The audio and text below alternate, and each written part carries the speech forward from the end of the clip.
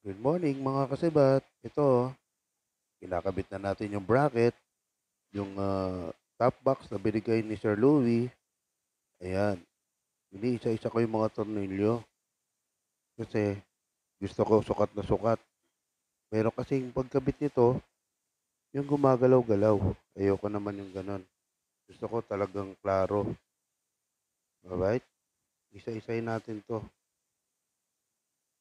Ayan, talagang inuusisa ko yung mga tornilyo. Magpapatulong na nga ako dyan sa anak ko kasi ang hirap ihigpit. Kailangan mayroong kumukontra sa ibabaw. Yun, pasalamatan ulit natin si kay Louie dahil binigyan tayo ng magandang top box. Alright. Nasaan na ba yung anak ko? Ayun. Ayan si Allen Ace. Ayan yung anak kong panganay. Napakasipag yan, napakabait yan. Kahit na natutulog yan, pag ginising ko yan, tatayo yan. Yan si Allen Ace.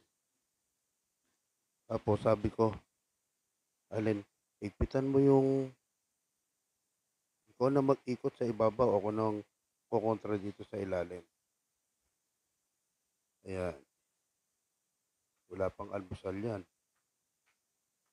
Pero onti-unti lang, makakabit na namin tong top box na to. Ayan, mga kasibat, kinabit ko na yung top box.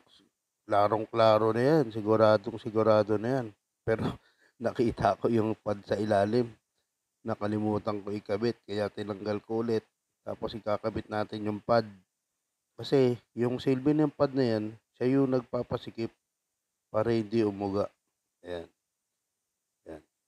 Klaruin natin para talagang hindi siya umuuga. Alright? Gusto ko talaga hindi yung mga gawa ko, pulido. Ayan. Alright? Kabit na natin ulit. Ayan. Napakaangas nung top box na binigay ni kay Louie. Alright? At syempre, susisiin natin yan. Ayun, no? Para hindi matanggal-tanggal. Ayan. Titignan natin kung paano talaga hindi siya natatanggal. Right, okay na. Kitang-kita ko na sulit na yung mga tornilyo dyan. Binuksan ko, napakaganda. Alright, syempre.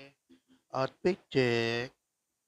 Ganda ng riding jersey ng Supreme Tech.